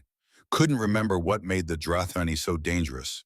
Couldn't remember why Arinthi culture needed to be erased. She looked at Frost with eyes that held centuries of guilt. I don't sleep well, Director. I haven't slept well in 800 years. Frost reached across the table, took Alara's hands. The ambassador flinched but didn't pull away. Then help us, Frost said quietly. You can't undo the past, but you can choose differently now. You can be the one who breaks the pattern. You don't understand. The council. The council is built on fear and lies. You said it yourself. How long can that last? 40,000 years so far. Nothing lasts forever. Frost squeezed Alara's hands. Tomorrow we're going to refuse your treaty. You know what happens next. The fleet attacks. Humanity fights back. Maybe we win. Maybe we lose. But either way, the galaxy will know the truth. Will know what the council really is. They'll destroy you. Maybe, or maybe we'll destroy them first. Frost released Alara's hands. But here's what I want you to remember, Ambassador. When the battle starts, when everything changes, when the council's reign begins to crumble, remember that we gave you a choice. Remember that we tried to be better than you were. Remember that humanity fought for justice, not revenge. She stood to leave. Director. Alara's voice cracked. What happens to me after? Frost paused at the door, looked back. That depends on what you do next. You can go down with the council, or you can be the first of them to choose differently, to testify to what you've seen, to help rebuild what was destroyed. I've committed genocide, yes, and you'll have to live with that, but you can also help make sure it never happens again. Frost's expression softened. 800 years is a long time to carry guilt. Maybe it's time to try carrying hope instead. She left. Alara sat alone in the conference room, staring at the teacups, at the evidence of civilization performed while genocide waited in the wings. For the first time in centuries, she made a choice that wasn't scripted by the council. She opened a secure channel, sent a message she'd been too afraid to send for 800 years. To Galactic Council, High Command from Ambassador Alara Moonwhisper, object urgent, recommend abort Operation Declawing. The humans are not what we assumed. They are prepared. They are dangerous. We should negotiate in good faith rather than attempt subjugation. Request withdraw fleet. Extend treaty deadline. Approach humanity as equals rather than subjects. She sent it before fear could stop her. The response came in 30 seconds. Request denied. Proceed as planned. Your concerns are noted and dismissed. Alara stared at the message, at the cold bureaucratic dismissal of her 8th century service, at the proof that she had never mattered to them. Just another tool, another weapon pointed at young species who dared to dream. She deleted both messages, then opened another file, one she'd been building secretly for 2 days. Everything she knew about council operations, fleet deployments, communication protocols, weaknesses in their systems, shield vulnerabilities, command hierarchies. She sent it to an address director Frost had given her, encrypted, untraceable.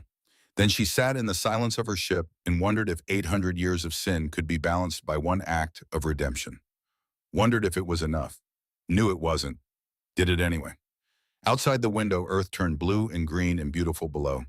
Alara Moonwhisper looked at it and understood finally what she'd been destroying all these centuries. Hope. But maybe, just maybe, there was still time to protect it. 3 days until the deadline. 3 days until the universe changed. Alara sent one more message, this one personal, unencrypted, meant for human eyes. Thank you for giving me a choice. I'm sorry it took me 800 years to make the right one. Whatever happens next, humanity deserves to survive. Please remember that one of us tried to help, even if it's too late. Even if it doesn't matter, I will testify. I will tell the truth. I will spend whatever time I have left trying to repair what I helped break. It won't be enough, but it's all I have. She sent it. Then she sat in the dark and waited for dawn. The dawn came to Earth the way it always did, indifferent to human drama, unconcerned with the fate of civilizations. Light spread across oceans and continents, touched the peaks of mountains, warmed the glass towers of cities, where 8 billion souls woke to the most important day in human history. In Geneva, director Evelyn Frost stood at the window of her office watching the sunrise paint the Alps gold and crimson. She hadn't slept, couldn't sleep. In 6 hours, she would walk into the assembly hall and refuse the council's treaty, would speak the words that would trigger either humanity's salvation or its extinction. No pressure. Her tablet chimed, a message from an encrypted source. Alara's files had arrived. Frost opened them with trembling hands. Schematics of council warships, communication protocols, fleet deployment patterns, weaknesses in their stealth technology. Everything the ambassador had learned in 800 years of service, now handed to the species she'd been sent to destroy. At the bottom of the files, a personal note. This won't absolve me, but perhaps it will help you survive. That's all I can offer now. The truth and whatever small aid it provides. When this is over, I will stand trial for my crimes. I will testify to everything I've done. I will spend whatever remains of my life trying to repair what I helped break. It won't be enough, but it's all I have. May your children see tomorrow. May they build something better than we did. Frost closed the files, felt tears burning in her eyes like acid. Even monsters could choose redemption, even after 800 years. She sent the data to Marcus with a single line: the enemy just gave us their playbook. Then she dressed for war in the clothes of diplomacy. On Mars, Marcus stood in Deep Shelter 7, watching Arya sleep. The underground bunker was designed to survive direct bombardment. Reinforced walls 3 meters thick. Independent life support. Enough supplies to last 6 months. It felt like a tomb built for the living. Arya stirred, opened her eyes, saw Marcus and smiled that innocent smile that made promises feel both impossible and necessary. Uncle Marcus, you came. Promised I would. He sat on the edge of her cot. Around them, other families huddled in the shelter. Parents holding children. Elderly couples clutching each other. Humanity distilled to its essence fear and love and stubborn hope. Is it today? Arya asked. The day the aliens decide, yeah, kiddo, it's today. She sat up, clutched her bear, the threadbare one she'd had since her parents died. Are we going to be okay? Marcus looked at her, 8 years old, too young for comfortable lies, too smart for pretty falsehoods. I don't know, he said honestly. We're going to fight. We're going to do everything we can, but I can't promise it'll be enough. But you promised to keep me safe. I did, and I will, whatever it takes. Arya studied his face with that unnerving intensity children sometimes have, even if it costs everything. Even then. She nodded slowly, then reached out and took his hand. Her fingers were so small in his, so fragile as bird bones. Uncle Marcus, can I tell you something? Anything. I'm not scared, because you're here. She squeezed his hand. You and all the other people fighting. I know you'll protect us. I know it. Marcus felt something crack in his chest.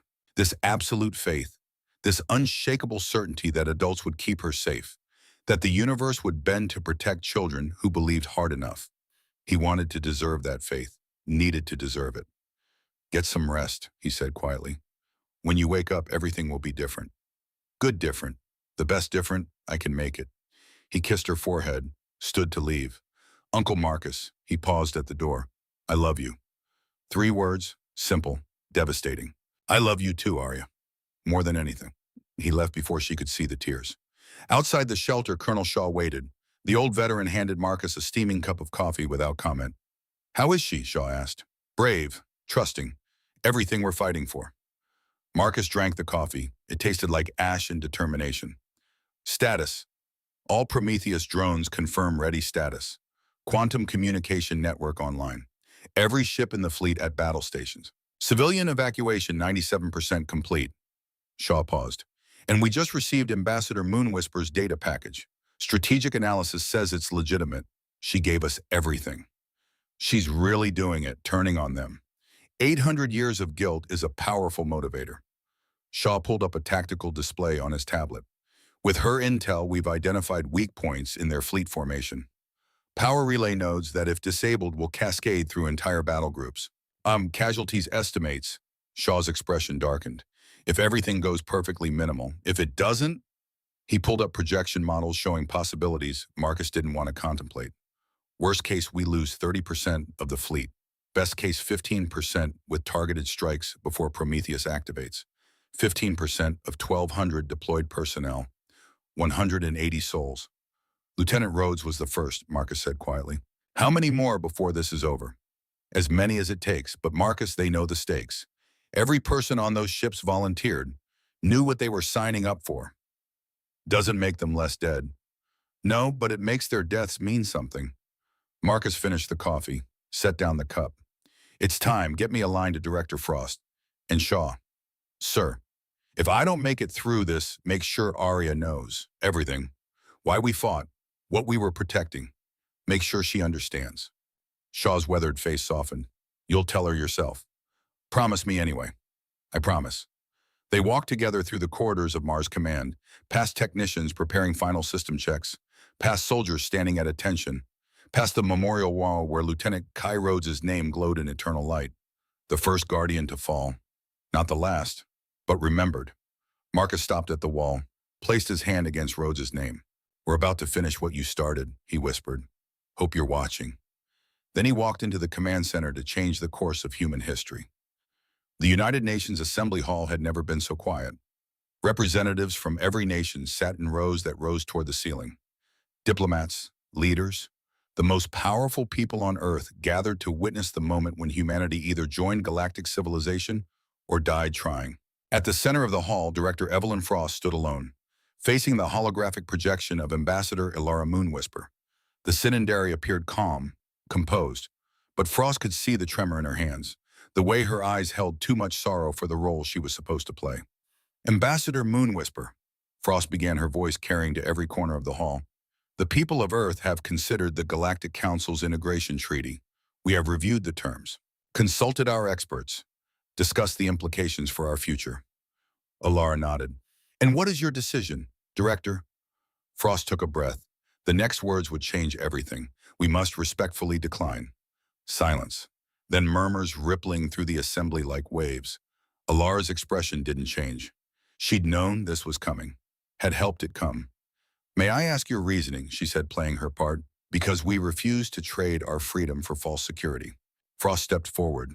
Because we know what happened to the Valari, the Drathani, the Orinthi.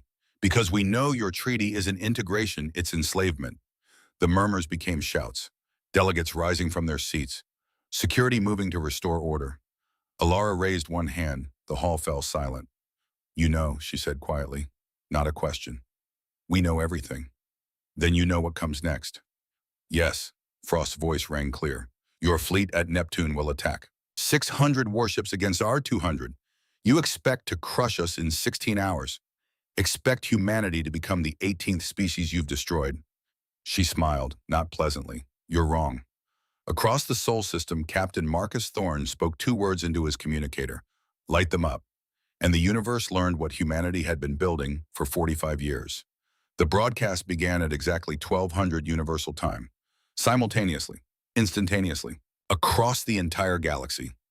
Every receiver, every communication device, every screen on every world touched by galactic civilization suddenly showed the same thing, a human face. Marcus stood before the camera in full dress uniform. Behind him, the flags of every nation on Earth. Beside him, holographic displays showing evidence that would shake the foundations of a 40,000-year empire. "My name is Captain Marcus Thorne of the United Earth Defense Force," he said, his voice calm, measured, absolutely certain. "What I'm about to tell you will change everything you believe about the Galactic Council." On 1,000 worlds being stopped what they were doing, looked at screens, listened. For 40,000 years, the Council has ruled this galaxy. They have told us they maintain order, provide guidance, help young species integrate into civilized society.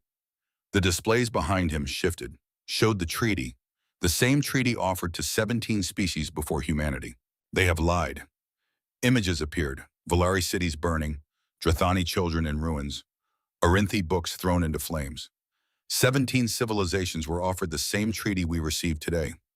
17 species were told they needed guidance, protection, help navigating the dangerous galaxy. His voice hardened. 17 species were destroyed.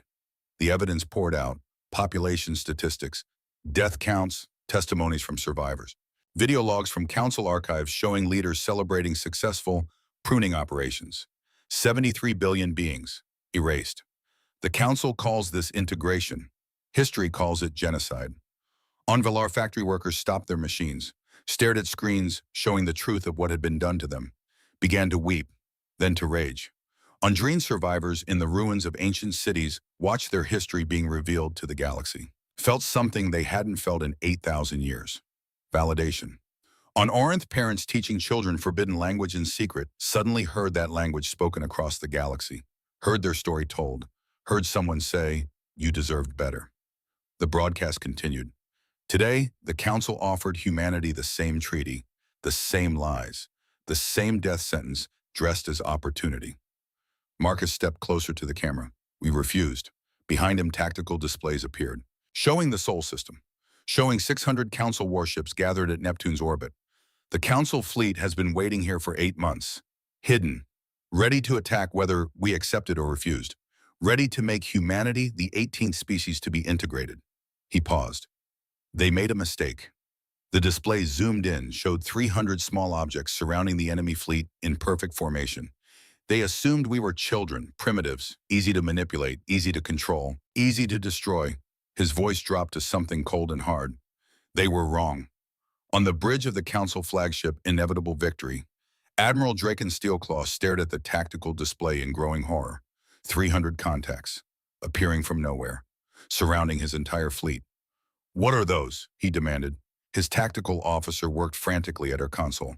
"Unknown Admiral, they weren't there 10 seconds ago. Now they're everywhere. Some kind of..." The sensors screamed, energy readings spiking across the spectrum, gravitational anomalies forming around each contact point, physics beginning to behave in ways that shouldn't be possible. "All ships," Draken's voice cut through the chaos. "Evasive maneuvers. Get us away from those objects now." But 600 warships don't turn quickly, and the Prometheus drones had been waiting 8 months for this moment. Marcus's voice echoed across the galaxy. "To the admirals of the Council fleet, you have 30 seconds to stand down your weapons, power down your systems, surrender your vessels. This is your only warning." Draken stared at the human face on his screen. This primitive captain, this representative of a species that had possessed FTL for 3 years. This man who had somehow surrounded the most powerful fleet in galactic history.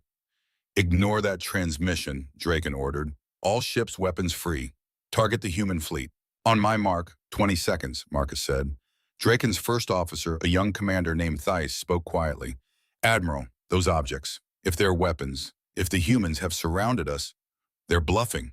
They must be bluffing. 10 seconds. The tactical display showed the objects. 300 of them, each one positioned with mathematical precision, each one radiating energy signatures that suggested technologies the Council had deemed impossible. Admiral, please, fire. 600 warships opened fire on the human fleet. Marcus's face on the screen showed no emotion. Time's up, he spoke into his comm. Activate Prometheus. Authorization Thorn Alpha 7. Across 300 points surrounding the Council fleet, dormant systems came online. Gravity spike generators, devices that created localized gravitational anomalies, that bent space-time in impossible ways, that turned physics from a law into a suggestion. Devices that humanity had developed in secret over 45 years, tested in deep space where no one was watching, perfected through trial and error and the stubborn refusal to accept that anything was truly impossible. Devices that the Council had never imagined. The activation was simultaneous, instantaneous, absolute. Second one, 300 drones activate. Gravitational fields spike to 11,000% of normal. Second two, space-time begins to warp around each drone. Matter responds in ways it wasn't designed for. Second three, the first Council ship loses power, then the second, then a dozen, then 100. Second four, gravity wells form. Not strong enough to crush, just strong enough to disrupt. Every system dependent on stable physics, engines, weapon shields, computers, begins to fail. Second, 5 emergency protocols activate across the fleet. Automated systems trying to compensate, finding nothing to compensate with. Second, 6 life support flickers. Gravity plating fails. Across 600 ships, crews suddenly float weightless in the dark. Second, 7 communication arrays shut down. Navigation computers go blank. Weapon systems discharge their capacities harmlessly into space as safeties engage. Second 8, the cascade failures reach critical mass. Every ship in the Council fleet experiencing total systems shut down simultaneously. Second 9, emergency lighting engages on some vessels. Others go completely dark. 600 warships, the pride of 9 species, the terror of a galaxy drifting. Second 10, backup reactors try to activate, find themselves unable to function in the distorted space-time around the gravity spikes. Second 11, Admiral Draken Steelclaw floats on his darkened bridge, watching through emergency viewports as his entire fleet becomes debris. Second 12, across the Council ships, crews struggle with the same realization.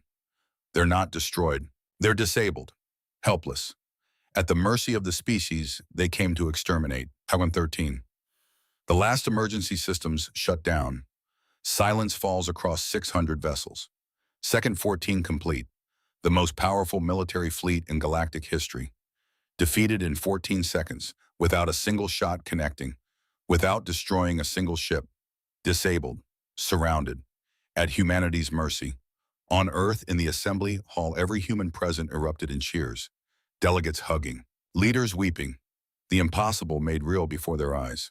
On Mars, in Deep Shelter 7, Thorn woke to the sound of celebration echoing through the corridors. Looked at her bear. Whispered, he did it, Uncle Marcus did it. Across the human fleet, soldiers and sailors watched their tactical displays in awe. Watched 600 enemy vessels floating dead. Watched humanity achieve what every simulation said was impossible. Victory. And on the bridge of the EDF flagship, defiant Captain Marcus Thorn felt no joy. Only the weight of what came next. All ships, he said quietly. Cease fire. His tactical officer looked up in confusion. Sir, we have them. We could destroy the entire fleet. End this threat permanently. Marcus looked at the disabled Council vessels, thought about the crews aboard them, soldiers following orders, warriors who believed they were serving civilization. People who had families, lives, dreams beyond this battle. Thought about Lieutenant Rhodes, about the cost already paid. Thought about Arya, about the future she deserved. No, he said. The command center went silent. Sir, Colonel Shaw's voice from Mars. Confirm orders. Marcus took a breath, felt the weight of 8 billion souls watching, felt the burden of choice.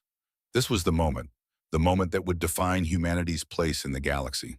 Revenge or justice. Massacre or mercy, the easy path or the right one. Confirm, Marcus said, his voice carrying absolute certainty. All ships stand down weapons. Prepare boarding parties. We're taking prisoners, not bodies. But Captain, they came here to destroy us. Yes, they did. Marcus turned to face the camera, knew his words were being broadcast across the galaxy, knew every species was watching, knew this moment would echo through history. We could destroy them, every ship, every soul, end this threat completely. He paused, let the silence stretch. But that's not who we are. His voice grew stronger, clearer. We're not conquerors. We're not executioners. We're guardians, and guardians protect, even those who came to destroy us. He looked directly at the camera, at the billions watching across 1,000 worlds. 200 years ago, we sent signals into space. We knew someone might answer, knew they might be hostile. So we prepared, not to destroy, to survive, to defend, to stand against those who would harm us. Today we proved we can stand, can fight, can win. But victory isn't about who bleeds more. It's about what you choose to do with power when you have it. The Council chose genocide, chose enslavement, chose to crush every species that threatened their control. We choose differently. Around him, his crew stood frozen, listening. We choose to be better than they were, to show the galaxy that strength and mercy aren't opposites, that you can defeat an enemy without becoming what you fought against. He turned to his tactical officer. Launch boarding parties. Secure all Council vessels. Treat their crews with dignity. Provide medical care to the wounded. Accept surrenders honorably. The officer hesitated, then saluted crisply. Yes, sir. And prepare to receive Admiral Draken Steelclaw aboard this vessel. I want to speak with him personally. Marcus closed the channel, stood alone at the center of his bridge. Shaw's voice came through quietly. That took courage, son. More than most people have. Didn't feel like courage. Felt like exhaustion. Same thing sometimes. Outside the viewports, human shuttles began launching, approaching disabled Council vessels, extending airlocks, boarding. Marcus pulled up casualty reports from the brief exchange of fire before Prometheus activated. UEDF Defender destroyed. 47 crew, 0 survivors. European Alliance Cruiser Horizon critical damage. 23 dead, 15 wounded. African Union Frigate Ubuntu. Moderate damage. 8 dead, 12 wounded. Pacific Coalition Destroyer. Tsunami light damage. 4 dead, 3 wounded. Across the fleet, 147 dead, 312 wounded, 12% casualties. Real people, real families, real futures that ended in fire and vacuum. Lieutenant Kai Rhodes' name was joined by 146 others. Commander Sarah Okafor, age 34, went down with the Defender. Lieutenant James Wu, age 29, held his station while wounded. Ensign Maria Santos, age 22, first combat mission, last.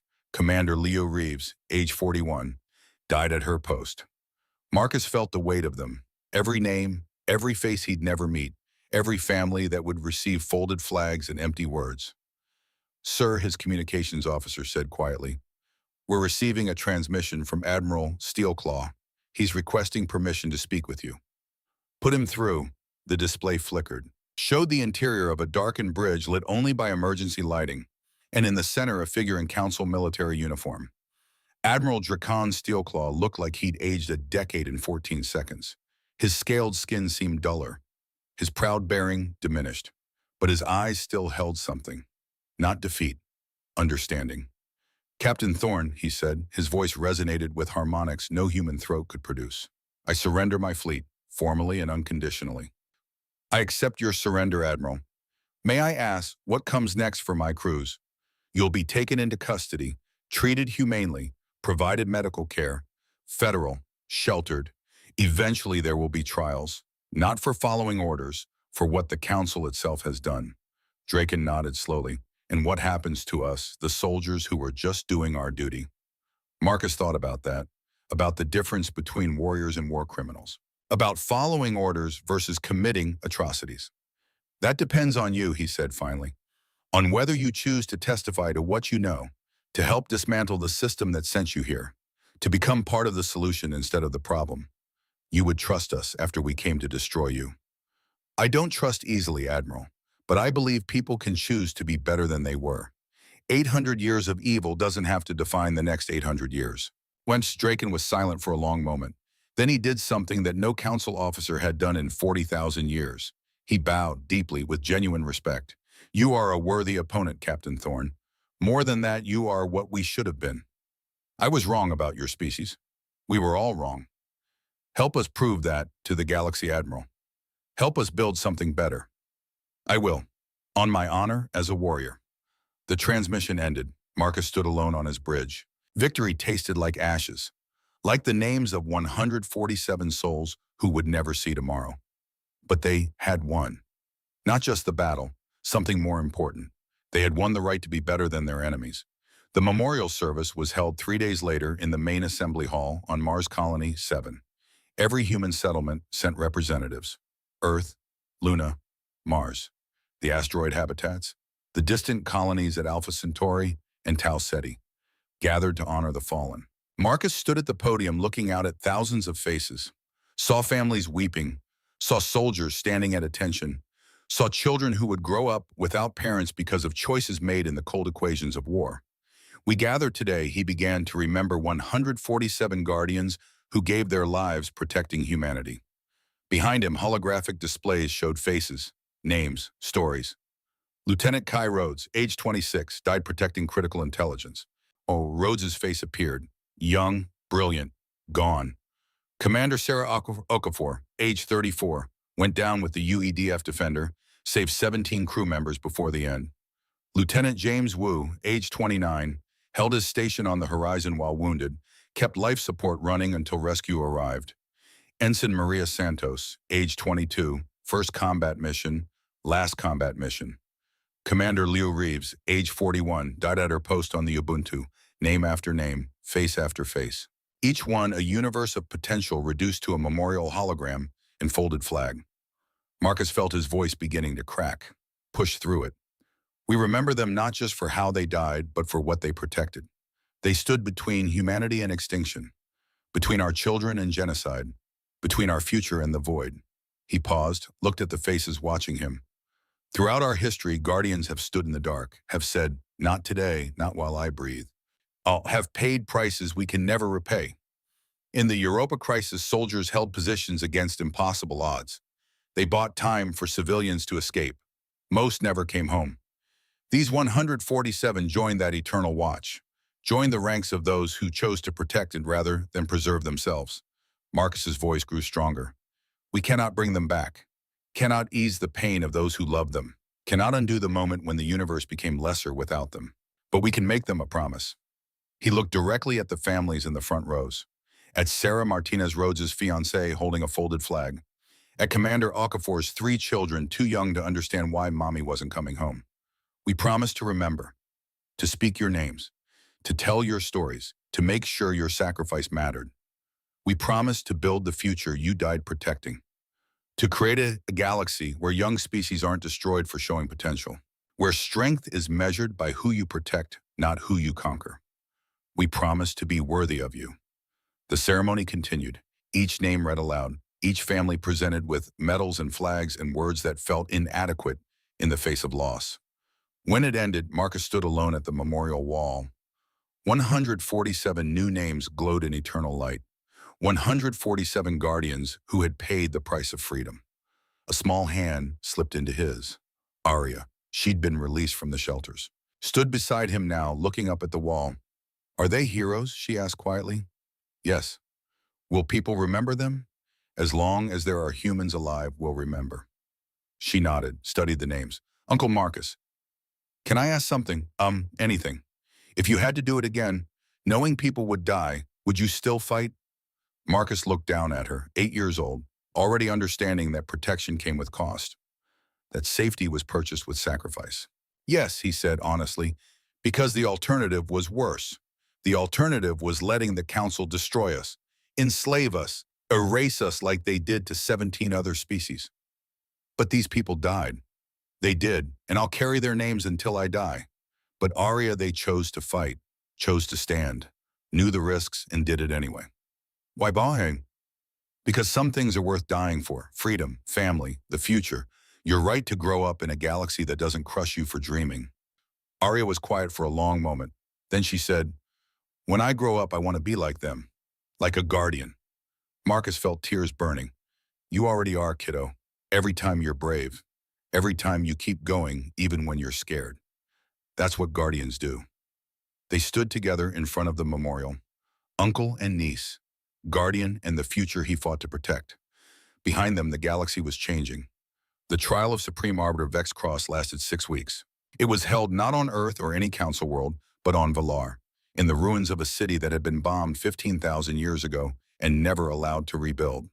Representatives from 200 species attended, judges drawn from the formerly enslaved civilizations, prosecutors presenting evidence that spanned 40 millennia, and in the defendant's dock, the leader of the Galactic Council, the architect of genocide, the being responsible for 73 billion deaths. He looked smaller than Marcus had imagined. Not physically, Cross was tall, imposing with the gray skin and cold eyes of the Corvathi, but spiritually, morally. He looked like what he was, a bureaucrat who had industrialized murder and called it policy. Marcus attended every day of the trial, watching, listening, making sure the victims were heard. Ilara Moonwhisper testified for 3 days, detailed every treaty she'd delivered, every species she'd helped destroy. 800 years of complicity laid bare before the galaxy. I told them they would thrive, she said, her voice breaking, looked into their eyes and lied, smiled while genocide waited in the wings. For 8 centuries, I was a weapon pointed at the innocent. The prosecutor, a Valari named Zephon, whose entire family had died in the council's camps, asked quietly, "Why did you do it?"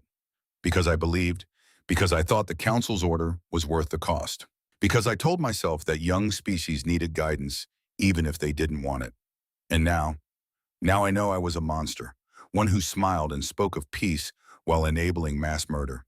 Tears streamed down her face. "I cannot undo what I've done, but I can testify, can speak truth, can spend whatever time I have left trying to repair what I helped break." Admiral Draken Steelclaw testified next. Detailed military operations spanning 3 centuries. Campaigns of subjugation dressed as peacekeeping. "We were told we were maintaining order," he said, "preventing chaos. Every species we crushed was described as dangerous, unstable, a threat to galactic civilization. Did you believe that I wanted to, needed to? The alternative was admitting I'd spent 300 years serving evil." He looked at Cross. "But I knew, deep down, we all knew. We just chose the comfort of lies over the pain of truth." Species after species testified. Valari survivors, Drathani elders, Orinthi children who'd been punished for speaking their own language. The evidence was overwhelming, undeniable, a tapestry of cruelty woven across 40,000 years. When it came time for Cross to speak, he showed no remorse. "I did what was necessary," he said coldly. "The galaxy is dangerous, chaotic. Young species left unchecked become threats, destabilize trade routes, start wars, threaten the order we've maintained for millennia. So you killed them. I managed them, contained them, ensured they contributed to civilization without threatening it. You destroyed 73 billion beings. I preserved order for quadrillions more. The mathematics are simple." Marcus watched from the gallery, felt rage building. This creature, this bureaucrat who spoke of genocide like crop rotation. The verdict came after 6 weeks of testimony. Guilty on all counts. The sentence, life imprisonment. To be served on Valar in sight of the cities he'd destroyed. Forced to witness the rebuilding. Forced to watch the species he'd tried to erase thrive without him. Not execution, not mercy, justice. As guards led Cross away, he looked at Marcus. Their eyes met. "You think you've won," Cross said. "Think you've changed the galaxy, but you're still just children. The universe will teach you what I already know, that order requires sacrifice. That some species must be controlled for the greater good." Marcus stepped forward, spoke quietly enough that only Cross could hear. "The difference between us is simple. You see sacrifice and think of taking. I see sacrifice and think of those who gave. You built an empire on the bodies of the innocent. We built a future on the choice to be better than you. Naive? Maybe, but I'll take naive hope over your experienced evil any day." Cross was led away, to a cell where he would spend the rest of his very long life watching the species he'd tried to destroy rebuild their civilizations, watching them thrive, watching them prove him wrong with every breath.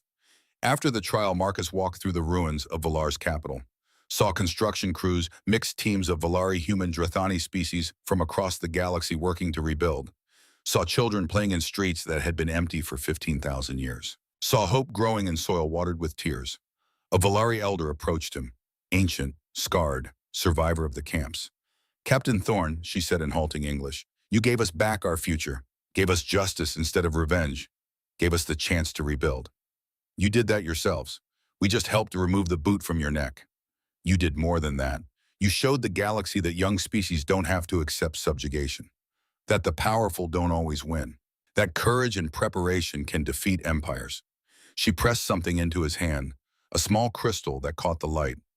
This is from our world, our culture, things the Council tried to erase. We give it to you so you remember Velor lives. Dreen lives, Orinth lives. 17 species rise because you stood. Marcus closed his hand around the crystal, felt its edges press into his palm. What happens now, he asked, for your people? Now we rebuild, slowly, carefully. We teach our children the language they tried to take from us. We restore the temples they destroyed. We become what we were always meant to be. And if someone tries to stop you again, the elder smiled, fierce and ancient and unbroken, then we remember that the humans taught us something. That species who prepare, who stand together, who refuse to be crushed, they survive. They thrive. They become guardians. Yes, like you. The new Galactic Assembly Hall on Earth was a marvel of cooperative architecture. Designed by Valari artists, built by Drathani engineers, decorated with Orinthi crystal work, a monument to what species could achieve when they worked together instead of against each other. Today it hosted the annual Guardian Award ceremony. Marcus sat in the audience in civilian clothes. He'd retired from active duty 5 years ago, served his time, earned his rest. Now he taught at the Defense Academy training the next generation of protectors. His hair had gone mostly gray. Lines creased his face. 64 years of life, most of it spent carrying burdens too heavy for one person. But he carried them anyway. Beside him sat Colonel Vincent Shaw. The old veteran was 79 now, retired, dignified, still attending every ceremony. Still remembering every name on the memorial wall. Big day, Shaw said quietly. The biggest, Marcus agreed. On stage, the ceremony began. Awards presented to beings who'd shown extraordinary courage. A Drathani engineer who'd designed new refugee habitats. A Valari teacher who'd rebuilt their educational system.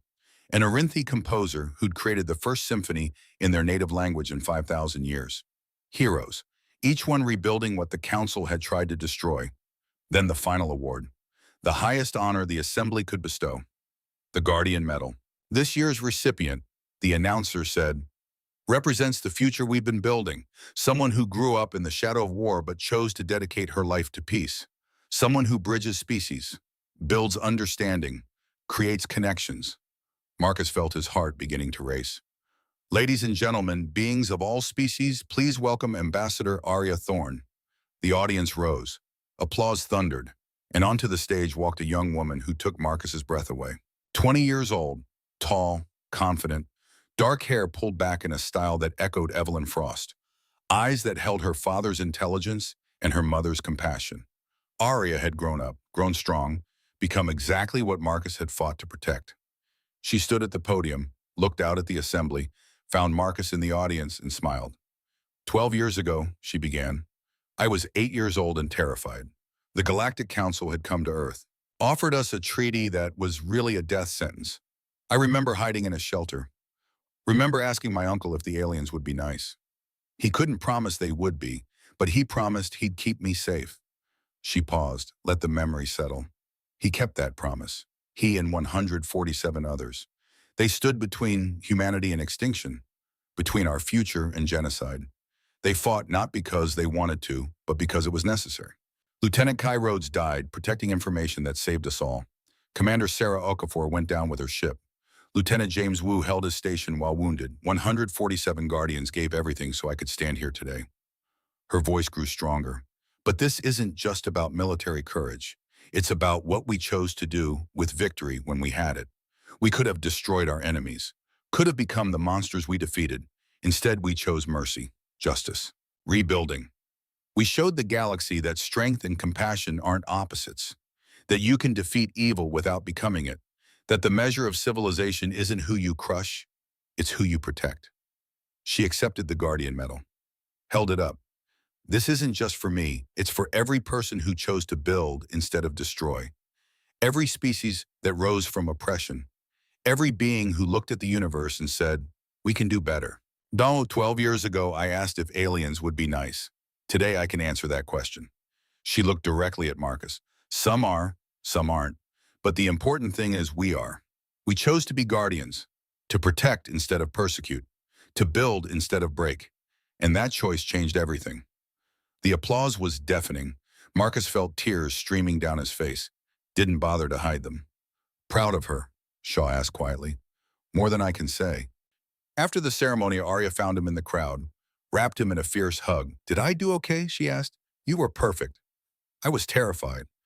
Courage isn't the absence of fear, kiddo. It's being scared and doing it anyway. She pulled back, studied his face. I want to show you something. She led him outside, to a quiet garden behind the assembly hall, to a memorial that had been built 3 years ago, the Guardian Wall, 147 names carved in stone that would last millennia. Lieutenant Kai Rhodes at the top, Commander Sarah Okafor beside him, every Guardian who had fallen remembered forever. Arya stood before the wall, placed her hand against Rhodes's name. I never met him, she said quietly, but I know he saved me. All of them did. They saved everyone. I want to honor that, want to make sure their sacrifice meant something. She turned to Marcus. That's why I chose diplomacy, why I worked build bridges between species, because the best way to honor those who died in war is to prevent the next war. Marcus felt pride overwhelming him. This young woman, this embodiment of everything he'd fought to protect.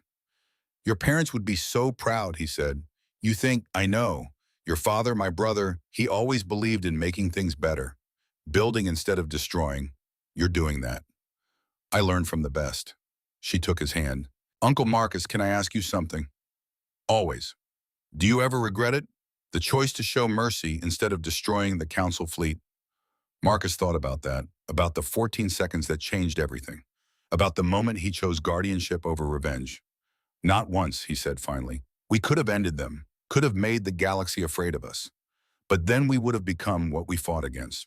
Sometimes the hardest choice is the right one.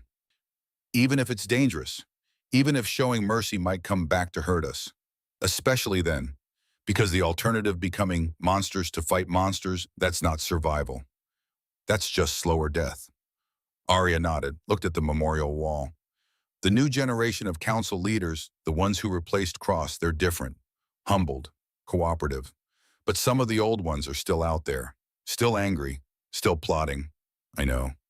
Aren't you worried they'll try again? Every day. Marcus squeezed her hand. But we'll be ready. We're always ready. That's what Guardians do. We prepare. We stand watch. We protect. We. Yes, not just me anymore. A whole generation of Guardians. Human and Valari, Drathani and Orinthi. Every species that learned the lesson stand together or fall alone. They stood in silence, looking at the names of those who'd fallen, those who'd paid the price of freedom. Uncle Marcus. Yeah, kiddo. Thank you for everything. For keeping your promise. For protecting me when I was too young to protect myself. For showing me what it means to be strong and kind. Marcus felt his voice catch. You don't have to thank me. Yes, I do, because you gave me a future. You and 147 others. You stood in the dark so I could grow up in the light. She hugged him again. And Marcus the Guardian, who'd faced down an empire, who'd outsmarted beings, who'd lived for centuries, who'd changed the course of galactic history, felt peace settling over him like a blanket. He'd kept his promise. Arya was safe. Humanity was safe. The galaxy was becoming something better than it had been. Not perfect, not without danger, but better. And sometimes better was enough. Above them, the stars began appearing in Earth's evening sky.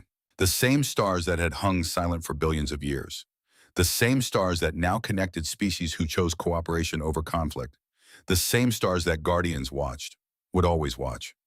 Marcus looked up at them, thought about his brother David, about Lieutenant Rhodes, about the 146 others whose names glowed on the memorial wall, whispered a promise to their memory. We're still standing watch, still protecting, still building the future you died for. Rest well, Guardians. We'll take it from here. Beside him, Arya Ambassador Thorn, Guardian of the new generation, stood tall and strong and ready. Ready to protect, ready to build, ready to be the future that had been purchased with such terrible cost. The stars burned overhead like promises finally kept. And humanity, having learned to thrive in the void, having learned to turn distance into bridges, having learned that monsters could be beaten, stood watch. The last guardians. And the galaxy was safer because they did.